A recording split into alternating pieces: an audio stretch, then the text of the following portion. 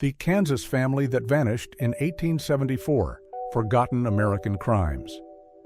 In the early 1870s, travelers disappeared along a quiet road in Kansas.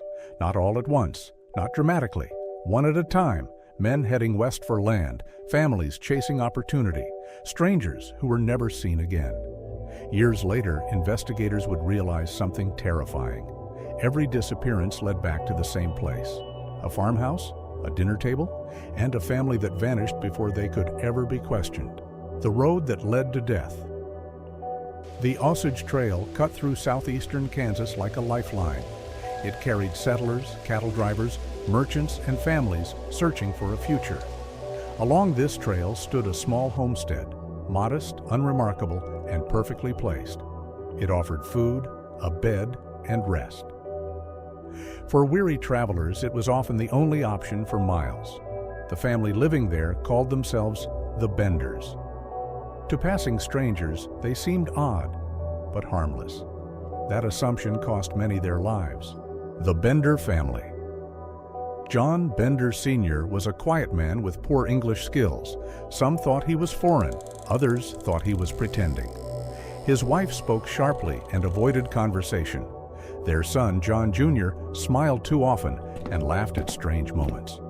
But it was Kate Bender who drew the most attention.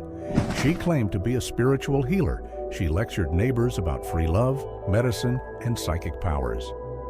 People didn't trust her, but curiosity brought them back. And curiosity brought travelers through the door. A night at the inn, every guest experienced the same routine: a warm meal, polite conversation, a seat at the table, always in the same spot, with their back to a heavy curtain.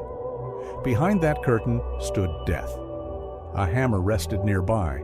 A trapdoor lay beneath the rug. A cellar waited below. The moment was always the same. One strike to the head. A body pulled downward. Silence. The orchard behind the house took care of the rest.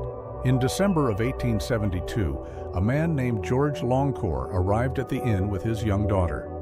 They planned to stay one night. They never left.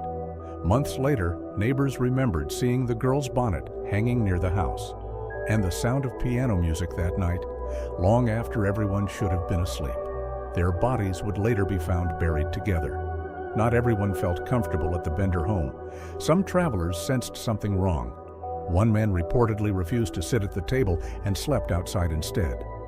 He left alive the next morning. Others weren't so cautious. Locals warned strangers quietly, but no one wanted to accuse a family without proof. In the 1870s, suspicion meant nothing. Evidence was everything, and the evidence was buried.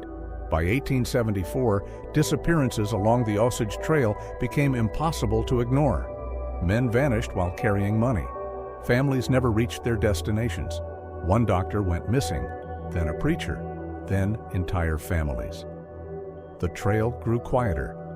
Fear replaced opportunity. The vanishing of the Benders. One day, neighbors noticed the Bender property was silent.